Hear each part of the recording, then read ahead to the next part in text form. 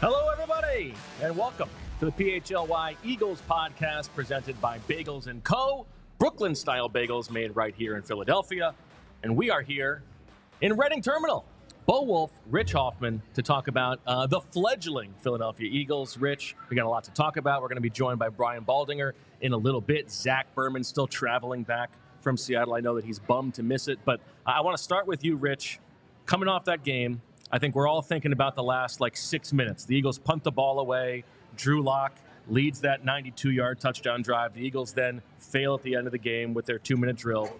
As you wake up this morning, as you are going through your day and you're, frothing at the mouth, angry at this Eagles team, are you more mad at the offense or the defense?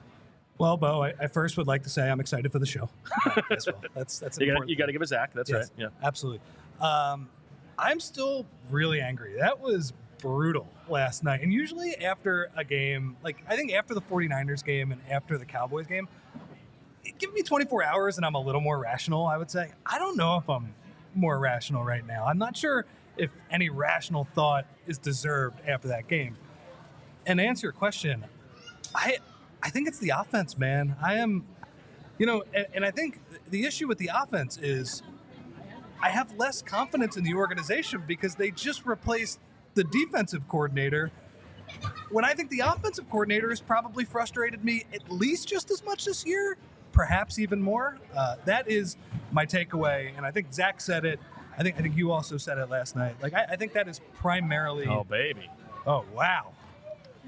We're getting delivered cheesesteaks at the start of the show. The Franklin cheesesteak with cream cheese, American cheese, and fried onions. I mean, that's the thing about Reading Terminal. I come here and I'm so paralyzed by choice. And it's I could just stand there for an hour figuring out what I'm going to order. So to have the food just delivered right to me, I mean, what could be better than that? It's amazing. And you can't even, the smells just hit you right away. Can't go wrong. It's amazing. So Reading Terminal Market, great. Brian Johnson, bad. But the thing about Reading Terminal Market is also they played for Jalen Hurts' dad once upon a time. This cheesesteak, I think, is really good friends with Jalen Hurts. Yeah, and I don't even know. That's okay. Okay, so when you are thinking about last night's game and what you are upset about with the offense, is it the final drive? Is it the second to last drive when they punted away? Is it the arc of the game altogether in which against the 26th ranked defense by DVOA, they scored 17 points? All of the above. I think. So here's, what do you think about that first drive? It felt like that first drive. They looked great. They started to get a little weird with it, right? There were some kind of horizontal bubble screen type things, but overall, it felt like the game flow was a little bit different. They were moving the ball pretty well. They obviously score right away. The ball was coming out quick and on time from Jalen Hurts. And I said this to Jamie last night, but it did feel like you think about there are only 2 touchdown drives in this game, were the first drive of the game and the first drive of the second half. And in those drives, Jalen Hurts looked good. He looked like somebody who, if he was really sick and had just been pumped up with IV and liquids, okay, he's good. And then as the halves wear off, all of a sudden, the way that he looked in his post-game press conference, his one-on-one interview with Zach Berman, he looked like a guy close to death. And so it sort of makes sense that that's the drives that looked good. But I don't think that you can just, just say that. And what's interesting about that first drive is what they did on that first drive is not what they did the rest of the game. There are these deep dropbacks. They are not doing those, horizontal plays for the most part. And I still cannot get over the last possession. And I know that really that was only to maybe get yourself a 55-yard field goal from Jake Elliott. However, the lack of situational awareness from not just Jalen Hurts, but the plays that were designed is insane to me. 28 seconds left, 3 timeouts. We have seen this every time you watch football. In any situation like that, the middle of the field is wide open, right? And there aren't even guys, there are barely even routes being run in the middle of the field. The first play is a throw to the sideline to A.J. Brown where he's allowed to be pushed out of bounds. Insane.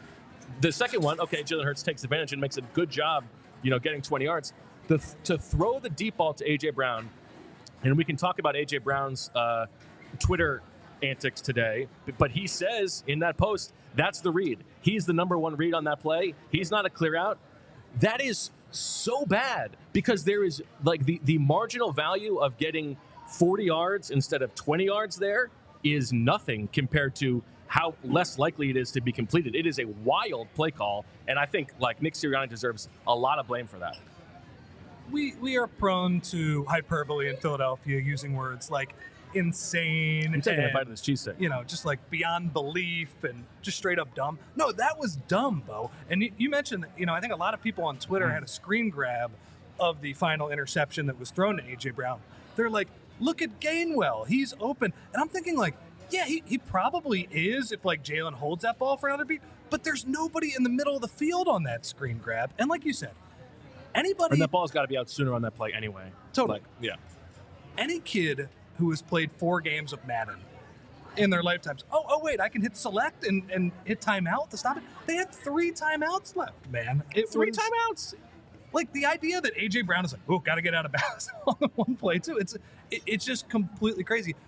But frankly, we have seen bad situational football from this team the entire year, right? It's been bad. And you know, the difference is at the end of these games, they win and they get to wipe their brow and say, whew, that was close. We got to play a little bit better.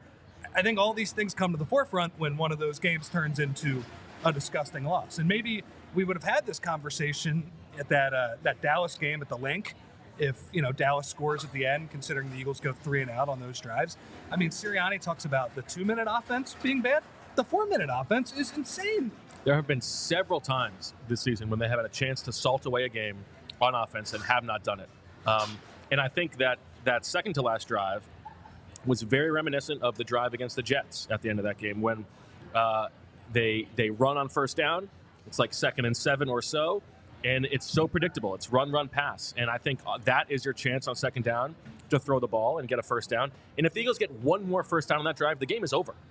And like the lack of creativity and, as you said, situational awareness for a coaching staff that just tells us all the time about how much they care about situational awareness. And they're in these meetings, and Nick Sirianni is telling them, here's the situation. You know, this is the down and distance. This is the score. What's your play call? They're not good at it. That's bad. No, and it's been that way the entire year. And let's think about this. How many times after they've had that poor late drive, how many times did Sean Desai's defense bail them out with a sack at the end of the year? And yeah, we talk about how that defense has not been clutch this season, and I think in a lot of ways that's definitely true. Red zone, awful. Third down, awful. 3rd and 10, like beyond belief. Bad. Unbelievable. Last night, Drew Lock on 3rd and 10, 4 for 4 on conversions, including 2 on the final drive. And just like, you know, I'm thinking of the Jimmy Kempski rainbow drawings where it's right. James Bradbury on the other end of those. But where they were clutch was kind of in the middle of the year. Hassan Reddick was making that big sack at the end of the game. Yep. Against the Cowboys, it was Josh Sweat, who, as you guys have pointed out, where has he been the past month? I am not exactly sure. He doesn't have a sack since that game. How many times did they bail them out? And it's just, it's getting frustrating. Now, I think part of me wonders if last year, and maybe even the year before a little bit, just when they had a lead, the Eagles maybe spoiled this fan base a little bit. Just their ability to run whenever they could. Like, that was just a superpower that I don't think a ton of teams have. But, man, it's frustrating to go from that to this, where it's like you said, you know, it's run, pass. It's the coaching staff can't press the right buttons. Hurts can't make the throw on 3rd and 7. He's bailing from the pocket on that final play, where, as you said, if they convert on 3rd and 7, the game's over. Drew Lock doesn't even get the ball back at the end of that game.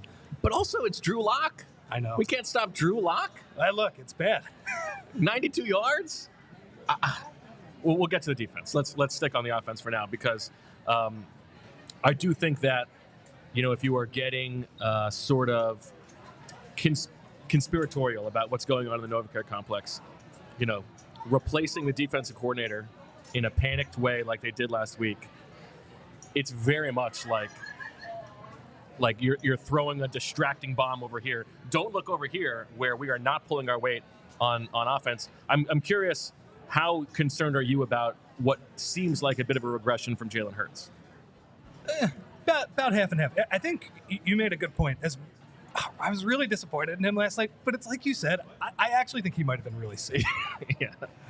And it's like Right. you said, he drinks the Michaels. It is part of the 14-game picture of what has been a bit of a regression, not just that game, I think. He drinks the Michael secret stuff at halftime, and then that stuff wears off. Which knowing how much of a Michael Jordan fanboy he is, he probably does have. Yeah. And by the way, they probably shouldn't have forced the flu game narrative because, I think he's only really set up to fail. You're playing against Drew Lock in Week 14. That's not exactly, the Utah Jazz in the NBA Finals. Right.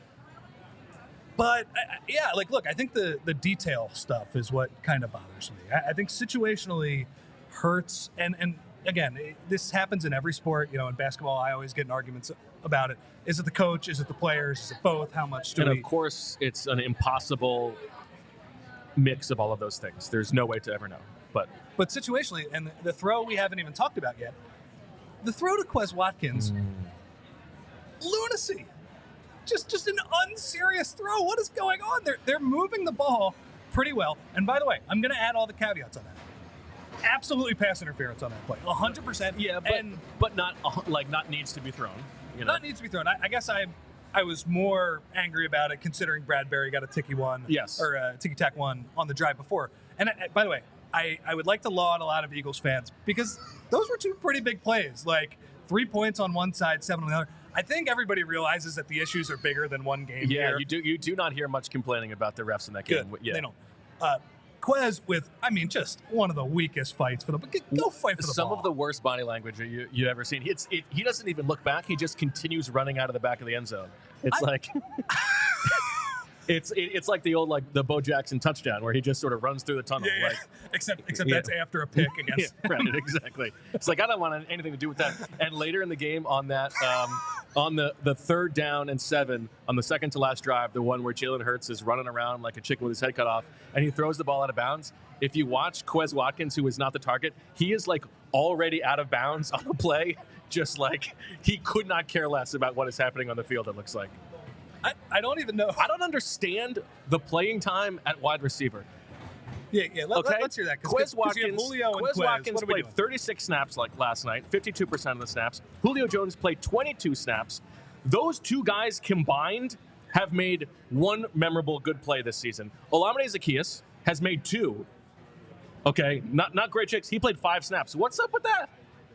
Well, why can't my man get on the field? It's crazy. St. Joe's Prep, Olamide Zaccheaus. But I think when you see that Quez play and you compare it, by the way, these are just 2 plays. I'm not watching every single play of the season.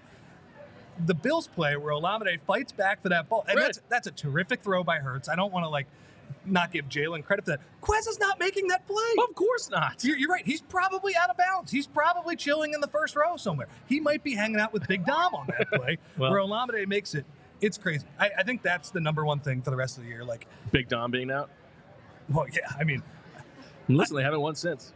They haven't won since. I could probably stop with the Big Dom stuff. I think, Well, you know what I like about the Big Dom stuff is that every broadcast team, you can tell that Dom is a part of their production meetings, right? Because every different one is sort of dancing around the fact that they love Big Dom, which of course they do. Everybody loves Big Dom. And that's initially why Greg Olson and Burkhart were oh yeah, he recommended us dinner the other night because he was in our production meeting beforehand. Look, I think everybody loves Dom. I'm also not happy that his football team stinks right now, though, and it's not as funny right now. I don't know. That's my angry Philadelphia take right now. All right. Well, before we get going with the rest of the show, let's talk a little bit more about Bagels and Co. Brooklyn-style bagels made in Philly. These are huge bagels, the biggest bagels in Philly, and they have a large variety with usually around 15 to 20 different types to choose from daily. They've got seasonal bagels as well. For instance, for the holiday season, they've got a Christmas-flavored bagel on display for the holiday season. They've got a huge variety of cream cheese, 30 different flavors of cream cheese and schmears. They cater to various sports teams in Philly and Florida and wherever they expand. For instance, they do an Eagles cream cheese, and they'll do a 76ers cream cheese as well. It is affordable. You get a lot of food for cheap, and in today's inflationary world, we think that's key. For the best Brooklyn-style bagels made right here in Philly, head to thebagelsandco.com/store-locator to find the closest Bagels & Co. near you. I like a good Bagels and Co. I got one in Fishtown. Do you? That I go to sometimes. Okay. What do you get? What's your go-to order? Sausage and egg or bacon and egg. I'm not a big cheese guy. Okay. Yeah. Really? You go breakfast sandwich without the cheese? Yeah. Interesting. I could see that, I guess. I'm a picky eater. I'm more likely to go egg and cheese without the meat on a breakfast sandwich, I would say. Well, that's why we're a good fit, you know? Yeah, that's We've got right. all our bases covered. Okay. And now, if you were not going breakfast sandwich, what's your go-to bagel? Or I guess for a breakfast sandwich, what kind of bagel are you getting? Poppy seed usually. Okay. Sometimes everything. You got to watch know? out for those drug tests. Can't pull in a lane. Yeah, exactly. There you go. All right. Let's also talk about game time. You know about game time. We talk about game time. Game time is the fast and easy way to buy tickets to the favorite events in your area and do it in a way that won't be stressful. With killer deals on last-minute tickets and their best price guarantee, you can stop stressing over the tickets and start getting hyped for the fun you'll have. They've got flash deals and last-minute tickets, easy to find and buy tickets for every kind of event in your area, images of seat views, lowest price guarantee, event cancellation protection, job loss protection, and more. It's the fastest-growing ticketing app in the country for a reason. Get images of your seat before you buy so you know exactly what to expect when you arrive. Buy tickets in a matter of seconds. Shout out to Zach Berman. Just 2 taps and you're set. Tickets are sent directly to your phone so you never have to dig through your email, and tickets make great holiday gifts. I think there's a good chance if you really want to go watch this Eagles team play, the prices may have dropped for Sunday's game or Monday's game on Christmas against Tommy Cutlets. I think this could be a buy low opportunity for you. So snag this tickets without the stress with Game Time. Download the Game Time app, create an account, and use code PHLY for $20 off your first purchase. Terms apply. Again, create an account and redeem with code PHLY for $20 off. Download Game Time today. Last-minute tickets, lowest price guaranteed. Speaking of Tommy Cutlets, why couldn't our boy Danucci get this much love? He's playing for America's team. That's right. I mean, Italian America's team. That's true. Yeah. I guess not. Okay. Have you gotten everything off your chest on the offense? Should we talk defense, or you still got more? But I just want to say one more thing about that Hurts throw. We know all of those things about Quez Watkins. He hasn't made a play since 2021. Yeah. And probably the beginning of 2021 as well. So you can't make that throw. It's just not even there. So I think it's also in the context of the game at that time. Crazy. If they had just gotten a few more first downs, the game would have been over. So I'm still high on him, and I do think at points in this season, obviously there's been a lot of talk about, is he running as well? How much has that affected their overall running game? I had the cream cheese in the cheesesteak. It's very good. That's great, man. Yeah. So there's been a lot of talk about that. But, in the middle of the season, I'm thinking the Washington game, Miami game, Washington on the road. He made some really excellent throws. If you look at it, I think he's still 10th in QBR on the season. I still think there have been some good things this season. But to your point, I think he needs to be really good at the details to be an elite quarterback. He needs to be somebody, in command of situations and kind of at least understanding time and score and those things. And I think that's been really lacking from the first game of the year. He fumbles in New England in just really bad fashion. And he's gotten away with a lot of it, but that's probably gone from, a major strength of his to a major weakness this year. And it's not all that the fumble luck has just been bad too. There have been bad decisions this year. Well, and listen, Chris Long was making this point. I think it was on Kevin Clark's podcast about how context for everything matters, right? And there are only so many guys who are going to be difference makers regardless of who's around them, what the coaches are. And if Jalen Hurts needs to have 2 of the best wide receivers in the league and 1 of the best tight ends in the league and 1 of the best offensive lines in the league around him to be productive, that's not ideal. Now, we know that the Eagles are going to build the team around those things because they know that offense is what matters the most. But I think you're seeing that this season has been, if you are worried about does he have another level from last year, I don't know. We got a long time to find out, I guess. But right now, it doesn't look so great. I just hope he doesn't give a postseason press conference saying that he is the system and he needs to be built around. But no, I still believe in the person. I still like the idea of the, how after 2021 he showed up in the press conference after the Bucs game in the walking boot, like finally revealing that he'd been playing through something. Like whenever they lose in the playoffs this year, he shows up in just like a full body cast. I'm thinking like a full hospital bed get wheeled out for the press conference. Kind of like the Hugh Freeze when he's calling the plays up in the that's good. up in the stands. I was thinking more like the maybe on Zoom. Mista, you killed a guy, like full body cast. Yeah. Yeah, I mean it's like I do think he's banged up, and I still genuinely believe in the person. I do think, though, he got gassed up a lot after last year of, Mr. kind of accountability, and this is the person. Some of that is handling it well when things don't exactly go your way. I'm still confident he's going to get there, and I'm still confident in kind of the person just judging his overall story and how many things he's had to overcome in his career. But yeah, this is definitely been a little bit of a speed bump in his career. I was talking to, we're happy to talk to all the, the PHLY diehards who were here talking to us before and after the show. And I was talking to Marquita before. Wonderful conversation. And she phrased this, I think, better than I could possibly phrase it myself, better than I have heard. She said, this is the first time she has felt gaslit by a team. And I think that's right. Over the first half of the season, we're all sort of buying into this magical thing that Jalen Hurts has. They're just winners, it's like man. The Brandon Graham, you must not know Jalen like I know Jalen. And I am mad at myself for me too, not sort of believing the things that I know to be true. That a lot of this stuff was not for real and was due to regress.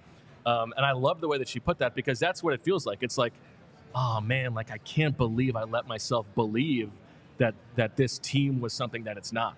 And that they were puffing their chests out as if they were this thing.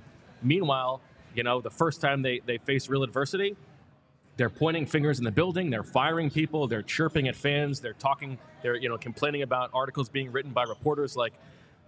I'm sorry, what happened to keeping the main thing? It's why I'm not even looking at this as a Super Bowl contender anymore. Oh God, no. I'm just. Can you lose with dignity? Can you go out on your shield the right way? Yeah. I'm thinking back to the 2018 season, where now, in fairness, that team only won 9 games. That team got a little bit lucky to even just get into the playoffs. Yes, you needed a Cousins collapse. They needed some crazy stuff in Minnesota on the last week. I guess not that crazy. Yeah. He's a Melvin. It happens.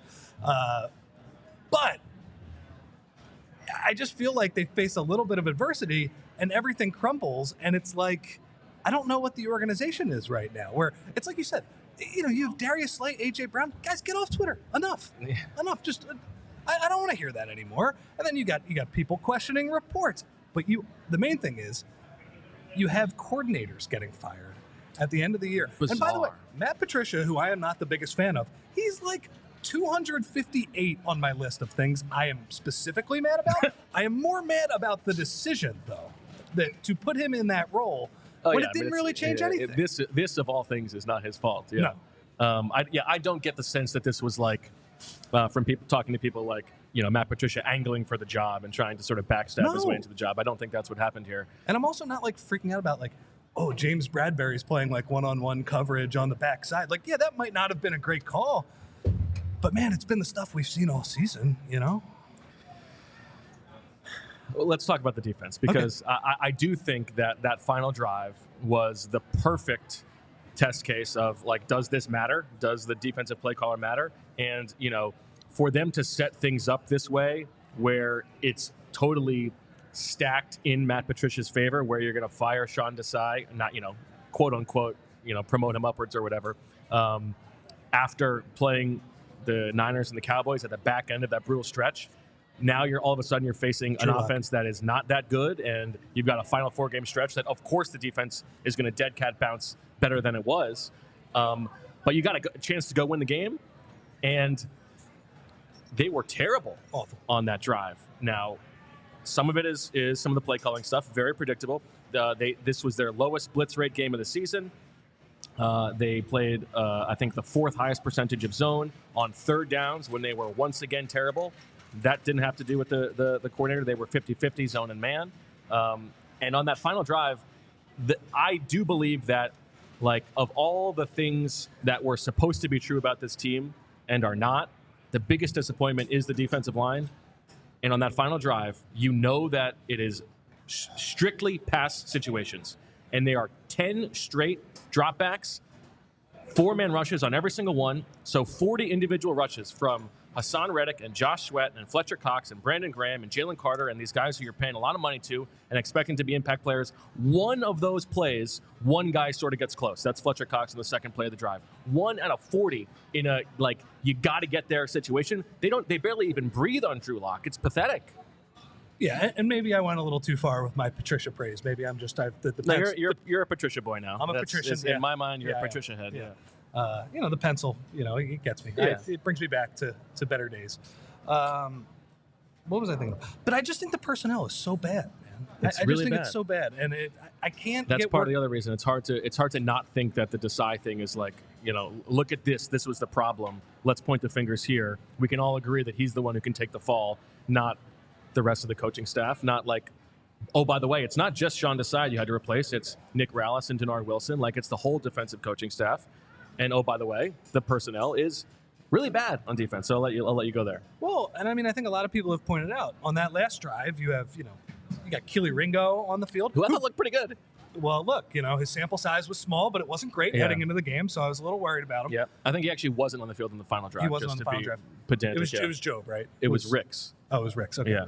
Well, that's why you're here. Thanks. It's okay. Fact checking. And it could have been any of those guys, and they were still going to be targeting James Bradbury. It was Ricks and it was Roby, and they're going to Bradbury. Yeah. And they're going to Smith and Jigba at the end of the game. Yeah, Like it wasn't just going to DK. Like right. and that's really disappointing. It gets to a point where, are you mad about the linebacker sticking? Because you've mentioned they don't pour any resources into linebackers. They are getting what they paid for. I guess here is my question, because you mentioned Fletch. Like, Fletch had one of the 2 sacks in last night's game. What do you think of, like, Jalen Carter and Jordan Davis? Because I think probably about 5-6 weeks into the season, I felt like it was like a thumbs up on both those guys. They were trending in the right direction. They both had some dominant moments at times. When you're this bad for about 6 weeks at this point, I don't really know what to think about the 2 high draft picks that they are counting on being dominant players. At least Jalen Carter. Well, Carter did have a sack last night. He did. On that one. The Pete Carroll timeout, then challenge turns into a sack.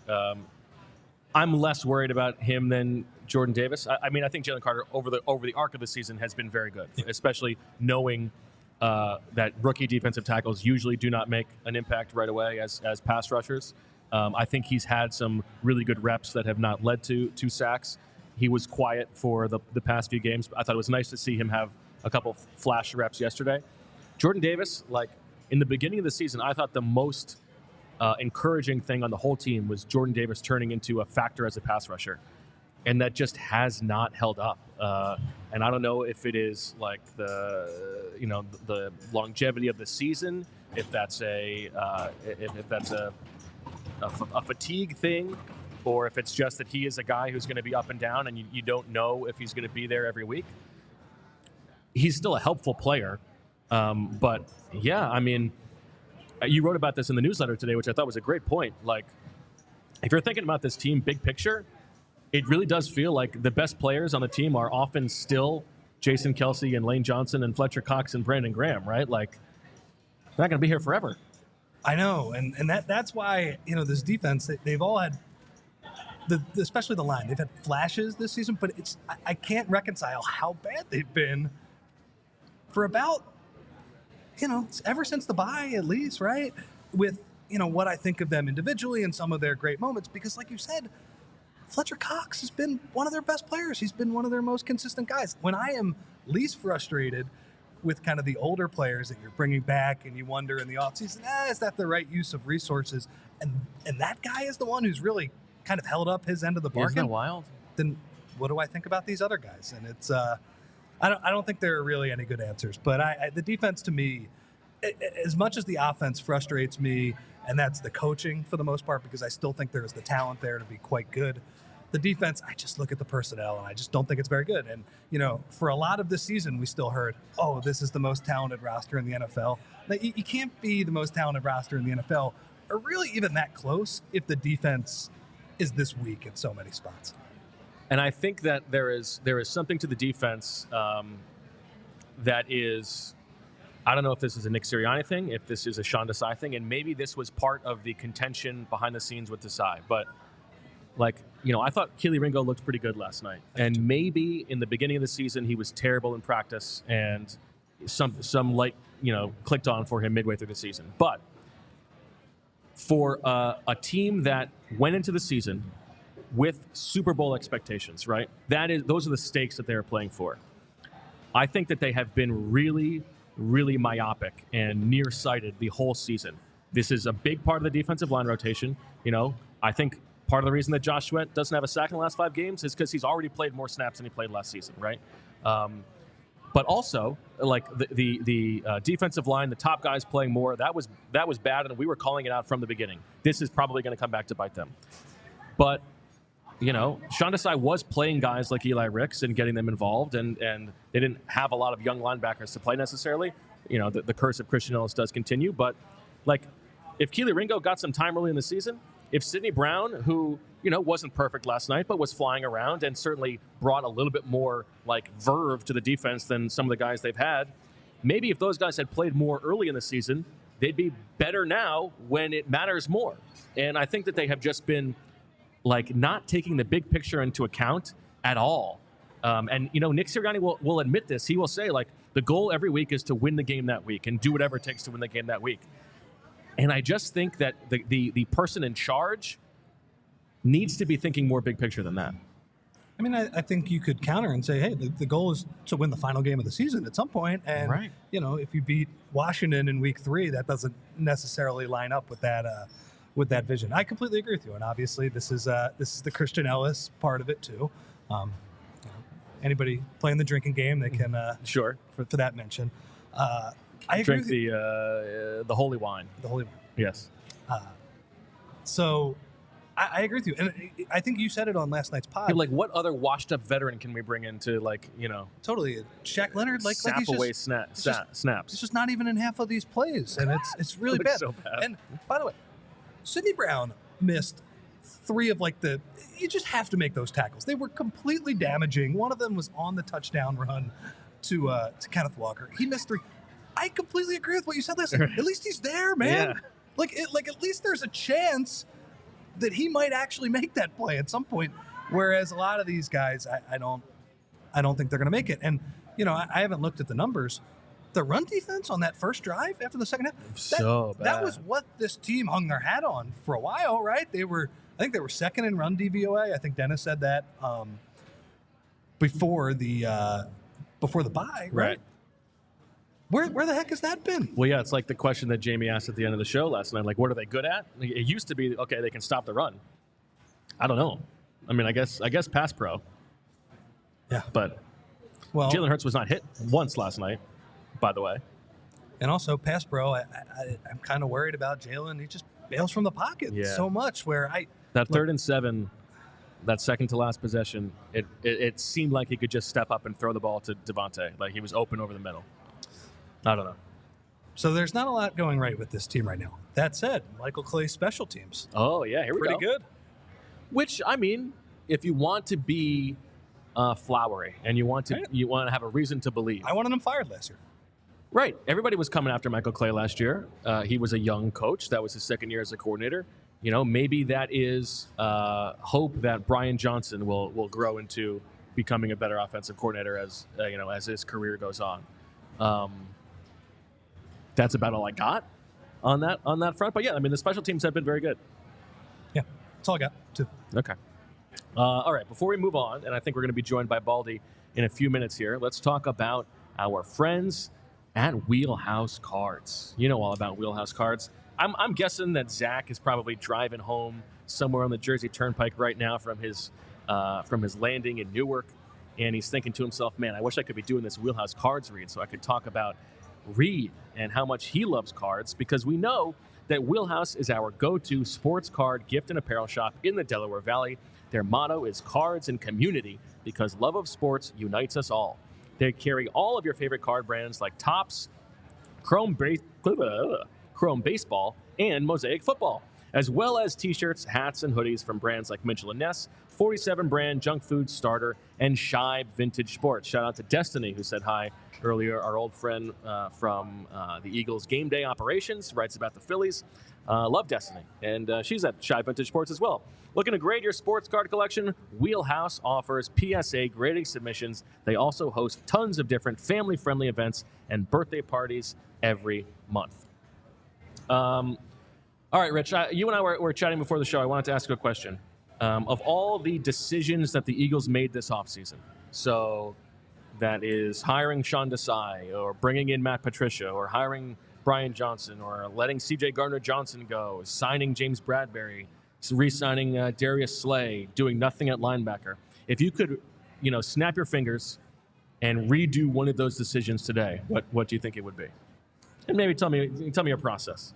Well, and I think it boils down to, ultimately, I think the coaching part of it can be remedied quicker, right? There's no salary cap on coaches. If they do make the decision that, Brian Johnson isn't working out, they can find somebody, and I'm sure there would be a ton of really bright offensive minds that would love to work with this offensive line, whatever is left of it.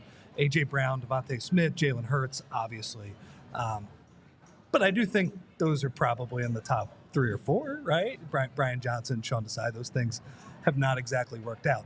Ultimately, though, Bo, I settled on the players, and I was really torn. There's really two moves that I would say are roughly the same issue. Okay. But I'm going to go with this one because I really thought about James Bradbury after last night. I didn't like that one. And I think the context for that one is they entered free agency, I think, with the expectation they were going to try to bring back C.J. Gardner-Johnson and rework Darius Slay's contract, and they were going to be priced out of the Bradbury market. And things didn't go well with C.J. Gardner-Johnson, and all of a sudden the Bradbury market was not that robust. And, okay, well, for this number, we can bring him back. And I think they're probably going to be able to move on from him this offseason. Slay is here for more than another year, for at least one more year. But I think there's a chance they can cut bait with Bradbury. I don't think it was their plan A, but that is what they did. Well, so I like that you said that they can move on from this year, because this bolsters my decision to move this thing up to number 1. I think if I could change one thing, okay, the Eagles, the 31st pick, 30th pick, or whatever, would have been Joey Porter Jr. and not that's a good one. Not Nolan Smith. And look, I understand at some point, like, this could be a Brandon Graham, Earl Thomas thing, right? Like, Nolan Smith could end up being a great Eagle. He obviously seems like, a fun guy, and sometimes pass rushers it doesn't work in 1 year. But right now they are so slow on the back end, and they're not getting anything out of Nolan Smith. He did play a few more snaps last night, right? He did. Yeah, he played. Let's say I can pull it up. He didn't play a ton of snaps, but he played as our friend Baldy walks in. Nolan Smith played 9 snaps, so actually not that many snaps. Back down from like 21 snaps the week before. Yeah, they're not getting much from him. So that would be my move. Just because I think if you did hit on a corner, a younger player, you would have that guy under cost control for a few years, and it would be much easier to build a team. Should we rejigger here? Rejigger? Okay. Set up a third for Baldy. I think that's a good one, and there are a couple ways you could have gone with that, and certainly, it was under their organizational emphases. We knew that they would go with a defensive lineman. Howie's not going to pass up on that, but I think that's a good sliding doors one to consider. Baldy, you're looking sharp. Hey, what do you say, guys? Well, I mean, it's an occasion. It is. We got a live remote going on here. We got all kinds of food too. If you want to munch in that. Now I just got here. I figured I'd talk a little bit. We're coming out tonight. Now you watched the film today. Yeah. Give me your top line takeaway from watching that game. What was the number one thing on the tip of your tongue? Well, the Eagles could not get one explosive play on offense. Nothing. And that defense gave up like 9 or 11 the week before. Something crazy. Yeah, but they didn't play that style. Okay. I mean, they basically said, you can run it. You want to run it 38 times for 178 yards, we'll let you. But we're not going to let your ball go over the head. So they didn't get one ball over their head. They tried, but they wouldn't let anything go deep. And that was Clinton Hurts' game plan. Now, that was also sort of Brian Flores' game plan all the way back in week 2, right? And the Eagles said, okay, you want us to run on you? We'll run on you. They didn't do that last night. Do you think that is a coaching decision? Do you think that's Jalen making plays at the line? What's your read there? Well, they're very predictable. the offense. I mean, there's not a lot of pre-snap motion, movement. There's none of that. I mean, they kind of line up and play. And, I mean, there's been a lot of talk that they throw to 3 guys, and they do. Right. When they throw to another guy, and he gets picked. It's a disaster. Yeah. So, I mean, even go back to last year when they had Zach Pascal and then Zacchaeus this year and bringing in Julio. If you go back to the Buffalo game, I mean, who caught the biggest pass? It was Zacchaeus. He played 5 snaps last night while Julio and Quez are playing 50-something combined. I don't understand that. Yeah, well, I mean, I don't know the personnel and, what they have. But, I just think, Christian McCaffrey was on the Manning Cast last night. Yes, of course. I mean, the Christian McCaffrey has no business whatsoever. He's not even on knowing the the defense. Eagles offense. I know they just played, but there's no reason. If you want to say something about the defense, fine. But when Christian McCaffrey's telling you Jack Stoll's in there to run wham, he's there to run It's wham. empty. Oh, it's gonna be a quarterback draw. I mean, look, I think you could go back and look. Ron Calcaterra, who got hurt last night. But, I mean, if he's in the game, it's a run. They never throw to him. They never pass the ball when he's in there. Right. So there's a lot of, the players think it's very predictable. I mean, look, last night's corners for Seattle was Artie Burns. I didn't know he was still in the league. Great Artie full sentence Burns was all-star. out there and Trey Brown. That was their corners. There's no Devin Witherspoon. Tariq Woolen is benched. Yeah. They had, the backups of the backups in there, and they were defending all the slants and basically all the passes. And so after watching the tape, to you, was it Jalen was missing open guys, missing reads, or was it more about the structure of the offense? No, he missed some reads. I mean, the 37 crosser, where Devontae's it goes wide down, open, down to AJ. I mean, he's got to hit Devontae on that cross. It's a first down. I mean, they had 4 possessions in the second half. They had 2 interceptions and 2 punts. And the third down decisions, one where, he just bailed out of the pocket for no reason. Pocket was perfect. And he just bailed, and there was nothing on that side. That's when he was scrambling, running all over the place. And that one, it looked to me like he could have just stepped up and thrown it to Devontae. Devontae's open over the middle. Well, he could have done that easily, but he didn't. I don't know. He takes off sometimes for no reason. And so I can, if I don't know, Leonard Williams comes free on a twist stunt, okay, I get it. You go. But, they had that thing. I mean, it was a clear alley to throw the ball. Yeah. Buddy, I'm curious about, the deep shots to A.J. Brown. It felt like they hit on a lot of those last year. Yeah. And now it just feels like, they're kind of these low percentage throws when, like you said, they have Devontae on these crossers. Is there anything different they are doing this year that is leading to those not being as successful? I don't know if there's anything different. I mean, obviously they hit a ton of them last year, and they were a big play offense, and A.J. was loving it. But I feel like even on the throw when they should have hit Devontae and they went to A.J., there's a miscommunication on the play. A.J.'s running a go route, but, Jalen's not throwing a go route. Jalen's throwing a back shoulder fade stop. So, why is there a miscommunication in Week 15? Between, I don't know who's right or wrong.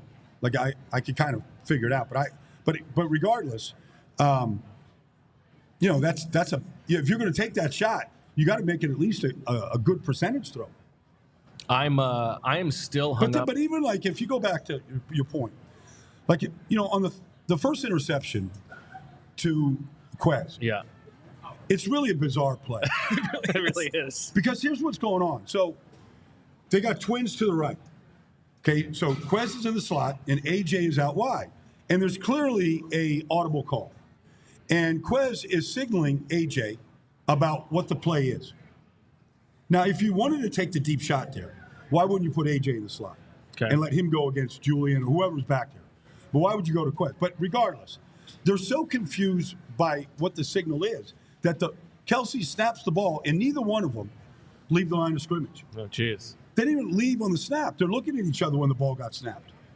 And so AJ was just hell with it. He just didn't even, he barely, he just jogged. It does tend to happen sometimes.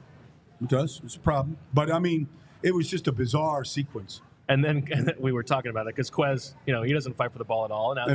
But he just sort of keeps running. He doesn't even look back. He's a limited player. Yeah. The other thing we were confused about, what were they doing at the end of the game there? It felt like they could have used the middle of the field to try and get in. I cannot get over this. It's just you need 15 more yards for that kicker. 15 more yards to be in legitimate field goal range. And you got time for 2 plays before the field goal. Yeah. I mean, it was poor decision. You could have checked it down, and picked up a bunch. Jalen ran for 20 to get him in that position. and got down and got to the next play. They had plenty of time. And they have been good. Two timeouts. They have been good in that spot. Like whether it's the end of the half or the end of games, they've been good at maximizing. I mean, I've seen them start drives with 30 seconds and score. Like for them to make that decision and throw that pass when there were so many other options is a little bizarre. And AJ says on Twitter that he was the primary read on that play. Okay. Which I don't understand. Like, there is no value to getting, as you said, 40 yards instead of 20 yards there, and you have a chance to run 2 plays. Now all of a sudden, because you're going deep, it's only going to be 1 play. It doesn't make any sense. No, it's poor execution all the way around. All right, let's talk about the defense. We're all thinking about that final drive, the Drew Lock drive. And you and I have talked for a while about how the defensive line is not pulling its weight given the organizational investment. 10 straight dropbacks on that drive. Fletcher Cox sniffs him once. Like, we're talking about 40 individual rushes and 1 guy almost gets home. That is, I mean, it's concerning, well, it's right? bizarre. It's bizarre. I mean, on the game-winning touchdown, neither Fletcher Cox or Jalen Carter are on the field. Mojo's we got more Ojomo on the field. Ojomo's on the field one along of his 6 snaps. Yeah. But they ran this. They ran Fletcher and Jalen 8 straight plays in a row, so they were gassed, and you could tell they were gassed. But what's the point of having 8 defensive linemen up if you're not rotating? And it's clear that Jordan Davis is not thought of as any kind of pass rusher, right? Because he's not on the field at all. But you could have used him in rotation, some kind of rotation. Reddick was gassed. No Brandon Graham. Like they put Sweat and Reddick out there for all 10 plays. You're right. I mean, they threw the ball 10 straight times in a row, and Drew Lock was probably feeling like it was Friday afternoon. Yeah. Now usage-wise, schematically, did you notice any major differences with Patricia at the helm? He didn't blitz at all. He didn't blitz at all. No, there's no blitzing, no pressures. He blitzed like 5% according to the numbers, like half of their previous low. Yeah, but even the season, blitzes were just basically linebacker drawing a block. Right. It wasn't like he was rushing. He was just trying to draw a block to get the guys one-on-ones. And, Jalen won one-on-one. There wasn't a whole lot of wins out there. Now, Big Abe and Charles Cross are good players, but, I mean, you put them out there long enough, like, you got to win eventually. So I guess the question that is really on everybody's mind, Baldy, is there any hope? Yeah, of course. I mean, I saw, for example, I was in San Francisco for Week 11. They were playing Tampa, and it was after they had lost 3 in a row, had a bye week, hadn't won a game in a month. Right. Quarterback turned it over a few times. Defense didn't get 1 sack against Kirk Cousins. Joe Burrow had his way with the defense. So they come back after the bye. They go down to Jacksonville, and they wax them. And so I just said, Fred Warner, are you guys fixed? Did you fix? He goes, we're locked in and we're fixed. I don't know that anybody could challenge this. Like, he knew it. And I saw him last week. I saw Fred last week, and it was the same thing. Like, we're locked in. So the Eagles, I think the team knows that they're very predictable in offense. There's times, there's ways to tweak all that within the scheme of what they do. They got 3 cupcakes coming up. I mean, it's cupcake. So they get plenty of time to get this thing fixed and still win the division, have a home playoff game, and get back into it. Well, speaking of cupcakes, I think we got some banana pudding over here. Zach Berman is going to be very jealous because everybody knows about Darius Slay's wife's banana pudding, but we have the Sweet Nita's banana pudding. I'll jump on that. And that looks great. Yeah, I'll have some. Do you want like a breakdown of this right now? Yeah, let's get it. Yeah. Well, first of all, the vanilla wafers crunched into it are must. Like, you got to have it. Really good. So you get the crunch right away. But then the flavor, like, this is a meal. It's not a snack. It's not a dessert. This is a meal. Like, there's a lot of good health benefits to this right here. I got to tell you, this is not like the Eagles' offense. This is unpredictable. Every little bite, bringing something different. This is vanilla in the best way. It's definitely vanilla. That's good. You can't go wrong with anything that has bananas in it. Like, it's just it's the most bought item in the world are bananas. Most purchased item in the whole world are bananas. Yeah, I did this research on it. Most purchased item for a reason. What went into the research? I read the Encyclopedia Britannica. I read the whole thing, front to back. Front to back. Love it. And they have bananas in there, and they're the most which bought came item in the early, world. and it came early on. So it's it's a B. So it's impressive that you retained that knowledge. But all I the way used through. to make banana bread. Okay, I do that when I was with my son still. And the key to banana bread is to get the oldest, mushiest bananas you That's can right. get. That's you right. don't want like the fresh banana. You don't want obviously no green bananas, but you want really old, stale, beat up, mushy bananas. That gives you the best flavor. And I have a feeling they do the same thing with this. I mean, that's an elite breakdown, just like this is an elite banana pudding. My only pushback to the comparison to the Niners, their 3-game losing streak. The Niners were, at that point, now it was early in the season, they had a steady hand, right? They're not firing coordinators behind the scenes. They're not panicking about what's going on. There was a lot of calls for Vance Joseph's head. Okay. He made a bad call in the Minnesota Viking game. At the end of the half, he ran a blitz zero, which they never do because they don't need to. And that's when Jordan Addison caught the ball and went 60 yards. Right. Broke the game wide open. And that was right before the bye. And there was a lot of heat on Kyle to like, this isn't the right guy. This is not what we do. And Kyle called him out. Kyle called his coordinator out publicly. And he didn't just say Vance Joseph, that's the word.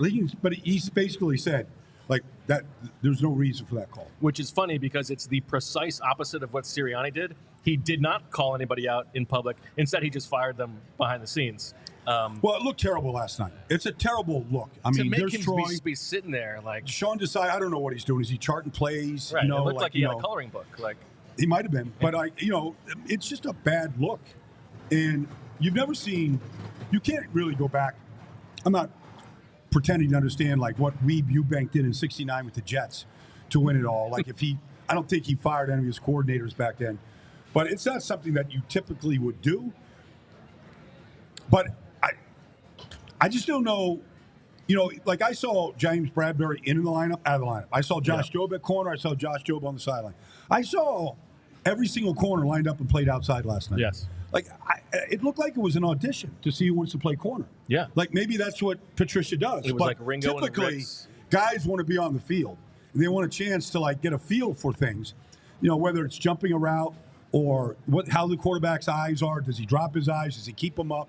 Like, you want to stay on the field to be able to make a play. And where would you rank the performance you saw from the Eagles linebackers in the game last night among the linebackers you've seen around the league this year? Well, on a 23-yard touchdown pass, or touchdown run by Kenneth Walker. Yes. Both linebackers disappeared. Yeah. They literally disappeared. Now, Kenneth Walker's a good back. He stepped up, 3rd and 1. They stepped up to clean him up, and he bounced as soon as he saw it. He saw it was Shaq and it was Morrow. As soon as he saw both linebackers step up, that's when he bounced it.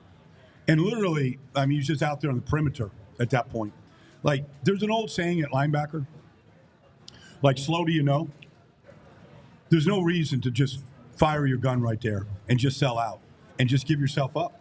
And there's just literally, I mean, Drew Lock is throwing a block down the field. Which he did like several times in this game, it seemed like. Well, I don't know. I thought that Keely Ringo looked okay. Is that like one small little bit of silver lining, you think?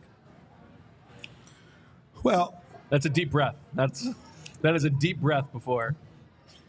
I feel like we're not going to get a positive on this one. Look, that game, they could have won that game 3 different times. Yes. So whoever's on the field, whether it's Keely on the field or whatever, like obviously they need somebody now that Slay's down for however long he is down. They need somebody.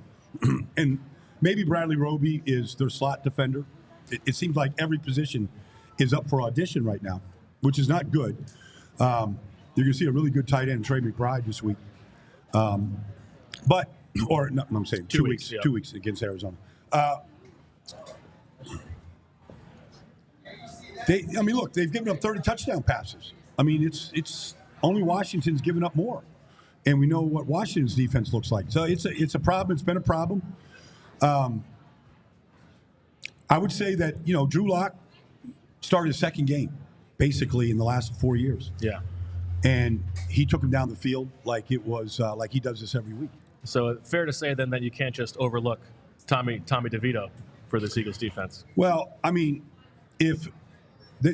last week, the Saints ran the exact same stunt 3 times and they sacked Tommy DeVito all 3 times in the exact same stunt. So I would think that the Giants, if I was the Eagles, I'd run the same stunt, see if they could stop. They couldn't stop it last week. And they just beat the hell out of Tommy DeVito. And so they didn't really let him scramble. And so they did a good job on him. But I think there's a way to put him in his place. I remember you said before the Dallas game, they got to score 30 to win these games. Do you think that is generally the formula? I mean, obviously week to week defenses get better and worse, but if they do figure this out, if they do, get that. Like I was saying, like they didn't need 30 last night, but 30 would have put them away. Yeah. But even in the first half, I know Seattle. I've done 3 of their games this year. I know that personnel. I know that team really good. I was saying to myself in the first half, do they know they're playing the Eagles? Like, why are they? Like, they're not doing anything on offense. Wasn't that bizarre? It was bizarre what they did. And, Pete's very conservative. He's not going for it on 4th downs. Okay. But still, they weren't doing anything to free up DK Metcalf. And then once they kind of got going and Walker got going in the second half, they started to look a little bit like they're capable of. But I thought maybe they're just a bad team and they're not going to figure this out. And then they kind of found a little bit of a rhythm. All right. Well, I guess. But I do think going forward, when you play games in mid-January, whoever they play against, I feel like they need to put up 30 to have a chance. Yeah, I just cannot imagine, given the personnel on defense, that they can stop any of the NFC contenders when it really matters. Well, you saw the Cowboys last week had no ability to stop Buffalo's running game. They have 266 yards rushing. They're going to see the number 1 rushing offense in football in Miami this week, and it might be more of the same. But it's a very outside of San Francisco and Baltimore, it's a very flawed field. So everybody's got them. Can you accent the flaws, and then can you hide yours? That's kind of where it's at right now. And they've got sort of 3 weeks to figure out, but even what buttons you're right. they can push. But even with that, though, like if you go back to the Super Bowl year, okay, obviously Carson gets hurt, and Nick comes in. They played the Raiders on Christmas night. He was awful. It looked terrible. Horrible. And everybody's thinking, maybe they need to go to Sudfeld. They were asking about that. Yeah. And then the next week they played the Cowboys. And they started him. They didn't have to. They played he like played one like series. the first half, and he was awful. So I remember seeing some of the personnel people, Joe Douglas, after the game. And I said, well, what are you going to do? Like, I don't know if they knew they were going to play Atlanta right away at that point in that Sunday night. But anyways, they said, we got to be able to run the ball. Like, basically we were saying was, we got to hide our quarterback. And Nick becomes the MVP of the Super Bowl. And he didn't turn it on until really the second half of that Falcons game. He struggled in the first half. I mean, if Julio doesn't slip in the end zone, maybe Atlanta wins that game. Maybe that's why the Eagles brought him in. Like him and Patricia, it's like, thank you guys for your contributions to 2017. But, we will give you a paycheck. There's a danger to what they've done. And I'm a Kevin Byard fan. But they bring in Shaq Leonard, like last night, Kenneth Walker put him like in a deep freeze last night. So you bring in Julio, you bring in these guys, and they're all older players. They're all in their 30s. You are preaching my language here. I mean, there's a danger to just bringing in older guys, period. They're already old with Fletcher and Brandon. They're already limited by how many snaps. I mean, Fletcher's probably playing too many snaps as it is because he has to. But, Brandon's down to 15 snaps a game. And so why wouldn't you just put your number 1 pick out of Georgia out there on the field? And get the long-term benefit of it. If they struggle and they're not 100% ready early in the season, guess what? There's a chance they will benefit from those reps in down the stretch in December and January. All of those things will it's like the Sirianni flower analogy. Like you plant those roots, you have a chance for them to grow, and all of a sudden that progress is stunted by all of these sort of patchwork fill-ins. I feel like. I agree. It's a young man's game. It is a young man's game, unless. I mean, you got Baldy breaking down banana pudding. We got Weeb Eubank. I feel like that was a perfect. I tried to make 60 years of history seamless. It was beautiful. Yeah. That'll do it for the PHLY Eagles podcast live from Reading Terminal. Stay tuned. We've got the All-City All-NFL show coming up with Baldy, so check that out. And that'll do it. We thank everybody for joining us. Thank you to Rich for stepping in. Thank you to Julia behind the scenes. And we will talk to you tomorrow at 10 o'clock on the PHLY Eagles show. As always, we thank you for listening. We'll talk to you later, and we love you. We all silly like the mayor.